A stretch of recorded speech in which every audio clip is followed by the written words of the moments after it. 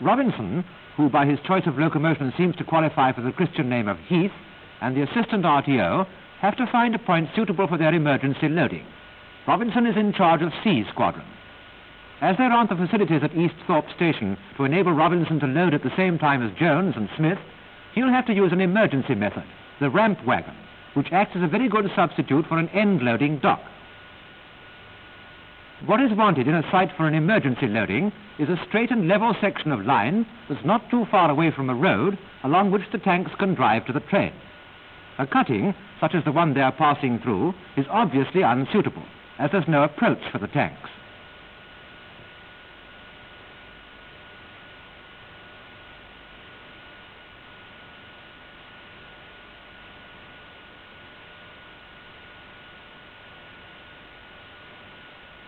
Sections with points or signal wires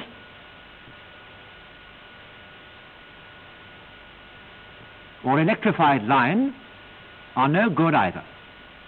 So the search goes on. At last, this looks decidedly hopeful. Level and straight and long enough for the whole train. There's a road nearby, and not far off is a place that'll do fine for an assembly area.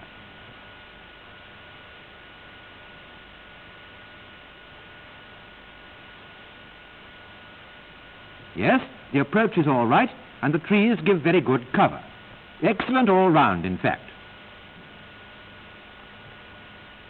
For his emergency loading, Robinson has been supplied with a standard wall-flat train, complete with 2 ramp wagons, one at the front and one at the rear. In a ramp wagon loading, the usual chain party is required to lay out the chains on the wall-flat decks.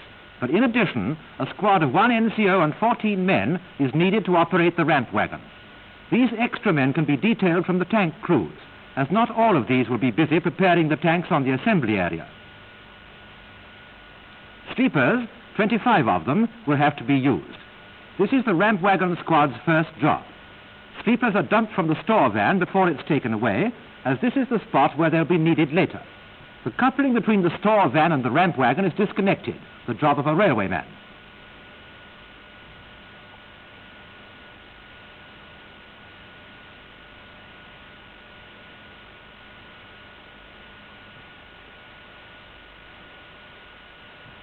And the engine draws the brake van, passenger coach and store van away, leaving the ramp wagon clear for the tanks to move onto it.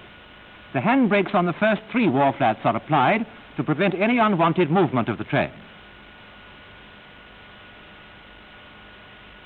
Now the ramp wagon party gets to work. 4 men go to lay a sleeper carpet. 2 go to the buffers at the coupled end of the ramp wagon,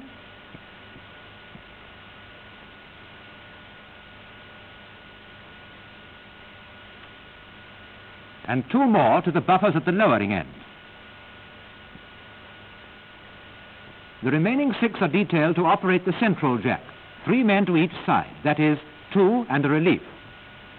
By this time, the chain party is working on the wall flats, arranging the chains in the usual way for loading. While this is being done, the men at the coupled end disconnect the hose pipe of the vacuum brake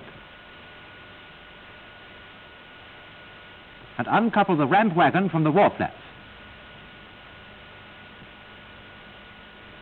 so that it can be pushed back about a yard for the buffers at this end to be swung back.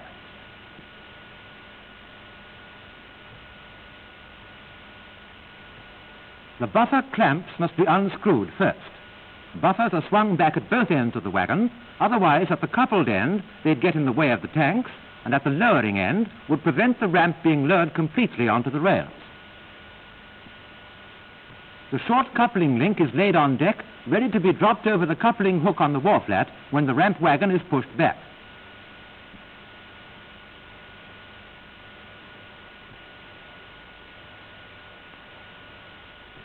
At the lowering end, the vacuum brake hose is disconnected from the ramp wagon frame and the train coupling laid on deck.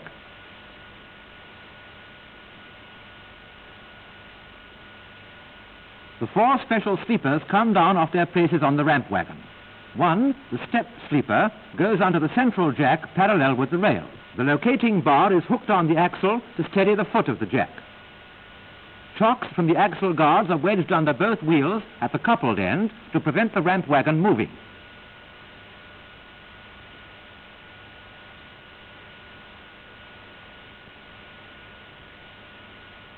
At the sides of the lowering end, the French keys are pulled out. These are pins, 2 on each side, which secure the removable axle to the ramp wagon. When the axle is held, the French keys hang vertically. To free the axle, the French keys are given a quarter turn and a pull. There are 2 keys on each side, 4 altogether. The hand wheel is given a turn to make sure that the brake is off. Then the jack handles are fitted on the jack shafts. There are 2 jack shafts. The top one provides a low gear used for raising the deck, and the bottom a high gear for lowering it. The handle fitted onto the bottom shaft, high gear, is turned rapidly until the foot of the jack is lowered to the stepped sleeper.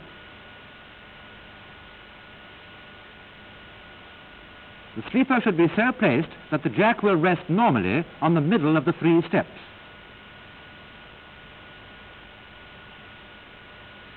For lifting the weight off the deck, the jack handle is fitted onto the top shaft, which gives a low gear, and is turned to raise the deck so that the axle and wheels can be taken out.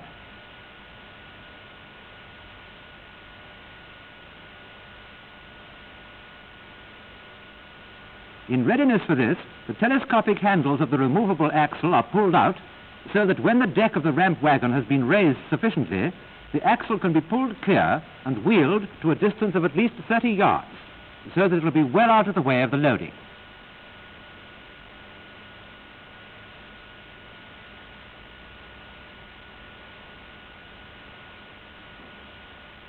This end of the wagon is now supported only by the jack, so it's just as well not to go underneath. For lowering, the weight of the deck itself is made use of, the jack handle being put on the bottom shaft for high gear, and the deck lowered fairly rapidly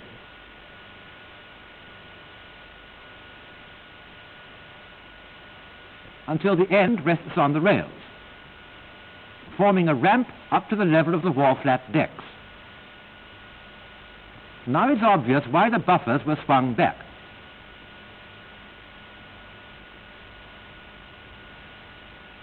The recesses in the ramp wagon's floor are those from which the special sleepers were taken. If a tank were to pass over the wagon now, it would cause the springs of the fixed axle at the coupled end to collapse. So 2 of the special sleepers are set across the rails and the end jacks lowered onto them. The weight of vehicles moving over is now off the springs.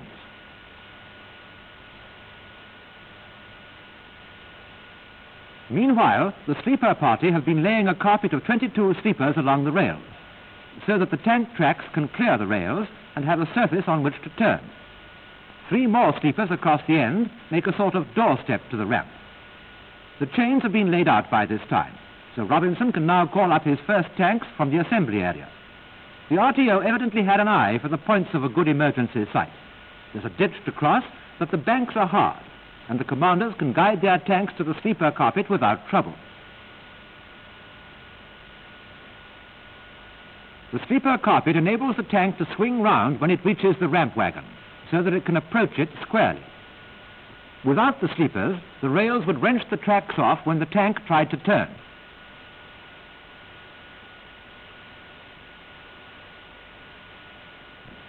On the ramp, it moves up in bottom gear without stopping. The tracks bridge comfortably the gap between the ramp wagon and wharf-flat, and the tank moves steadily along the train. The commander assists the driver to keep a straight course, and the gunner walking alongside does his part.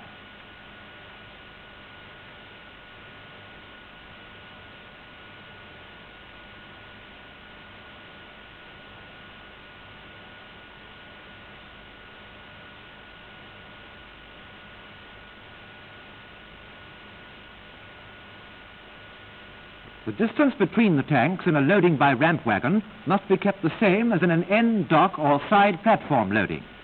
The method of positioning and chaining up on the wharf flats is the same, and once the ramp wagon is lowered, the actual loading is just as rapid.